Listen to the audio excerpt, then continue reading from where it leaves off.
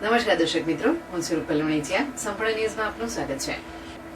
બનાસકાંઠા જિલ્લામાં પ્રાકૃતિક ખેતીની મુહિમ વધી રહી છે, ત્યારે જિલ્લામાં ખેડૂતોને પ્રાકૃતિક કૃષિ તરફ વાળવા માટે 5122 જેટલી તાલીમ યોજાઈ હતી અને 1,76,000 જેટલા ખેડૂતોએ પ્રાકૃતિક કૃષિ માટે પ્રેરિત કરાવવામાં આવ્યા હતા. પ્રાકૃતિક કૃષિની ખેડૂતોને તાલીમ આપવામાં જિલ્લામાં અત્યારે 195 ક્લસ્ટર બનાવવામાં આવેલ છે. એક ક્લસ્ટરમાં 5 ગ્રામ પંચાયતને આવરી લેવામાં આવે છે, જેમાં વર્ષોથી પ્રાકૃતિક કૃષિ તરફ ફાર્મર માસ્ટર ટ્રેનરો ગામડે ગામડે જઈ પ્રાકૃતિક ખેતી વિશે સંપૂર્ણ માહિતી અને તેનાથી કઈ રીતે વધુમાં વધુ ખેડૂતોને લાભ લઈ શકે એ માટેની ગ્રામ પંચાયત દીઠ દર અઠવાડિયે એક તાલીમ કરવાનું આયોજન કરવામાં આવેલ છે. બનાસકાંઠા જિલ્લામાં પ્રાકૃતિક કૃષિની ચળવળ ચાલી રહી છે. તેના અંતર્ગત 31 માર્ચ 2024 સુધીમાં 5235 જેટલી તાલીમોનું આયોજન કરવામાં આવ્યું છે, જેમાં જિલ્લાના 1,66,680 જેટલા ખેડૂતોને પ્રાકૃતિક કૃષિ માટે પ્રેરિત કરવામાં આવ્યા છે. ત્યારે બનાસકાંઠા જિલ્લાના આત્મા પ્રોજેક્ટના ડાયરેક્ટર H. જિંદાલે જણાવ્યું હતું કે ખેડૂતોને પ્રાકૃતિક ખેતીની તાલીમ વધુ સારી રીતે આપી શકાય તે માટે જિલ્લામાં વધુ 195 ક્લસ્ટર બનાવવામાં આવ્યા છે.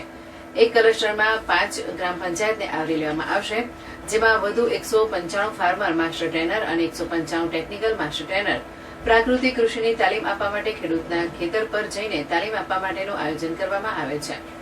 બનાસકાંઠા જિલ્લામાં અને તાલુકામાં પ્રાકૃતિક કૃષિની તાલીમ આપવા માટે 195 ક્લસ્ટર કાર્યરત છે અને વધુ 195 ક્લસ્ટર કાર્ય થવાથી પ્રાકૃતિક ખેતીની મુહિમ જિલ્લામાં તેજીથી આગળ વધશે.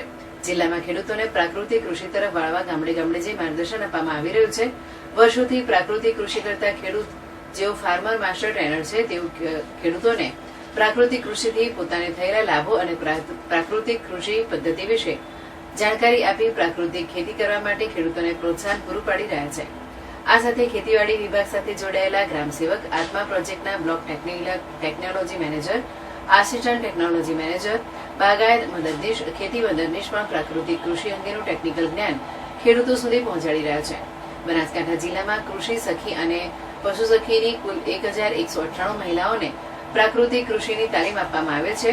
પ્રાકૃતિક કૃષિની તાલીમમાં જરૂરી ડેમોન્સ્ટ્રેશન કરવાની સાથે ખેડૂતોને પ્રાકૃતિક કૃષિના 5 આધારસ્તંભ એવા જીવામૃત, બીજામૃત, આચ્છાદન, વારસા અને સહજીવી પાક એટલે કે મિશ્ર પાક પદ્ધતિ વિશે ખેડૂતોને વિગતવાર જાણકારી આપવામાં આવે છે, જેનાથી બનાસકાંઠા જિલ્લામાં વધુને વધુ ખેડૂતો પ્રાકૃતિક કૃષિ અપનાવી રહ્યા છે.